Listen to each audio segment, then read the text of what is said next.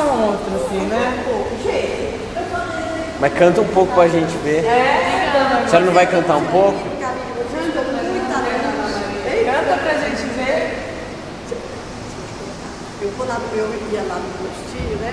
E lá que eu Marcos, gente, mas ele entrava e fechava a porta. Eu não precisava marcar que eu ia lá no postinho, não precisava, né? Quando ele ia aquele povo, ele fazia assim pra mim, né? Quando ele se chamava uma paciente, daqui a pouco ele falava assim pra mim, peraí. Aí eu entrava na sala, ele fechava a porta, né? Senta, dona Glória, senta aqui, dona Glória. Sentava. Aí eu começava a conversar, ele falou, e aí, dona Glória, como é que tá? E as meninas? As meninas depressivas, com depressão, como é que elas estão? E a senhora como é que tá fazendo ginástica? E se eu fui falar, o doutor Marco, eu vim aqui pegar o atestado para fazer ginástica. Tá bom, eu sei, a senhora quer fazer ginástica. Eu fazia lá no zero, né?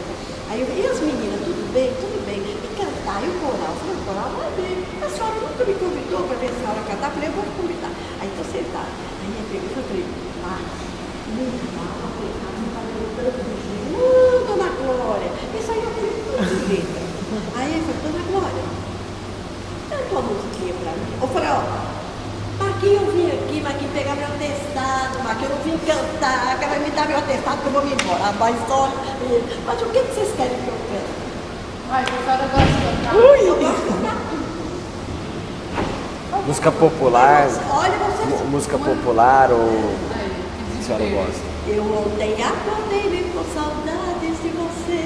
Beijei aquela foto que você me ofertou. Sentei naquele banco da pracinha só porque foi lá que começou o nosso amor. Na mesma praça, no mesmo banco, as mesmas flores, o mesmo jardim. Tudo é igual, mas eu estou triste porque eu não tenho você perto de mim. Mas a primeira foi assim. Eu ontem acordei com saudades de você.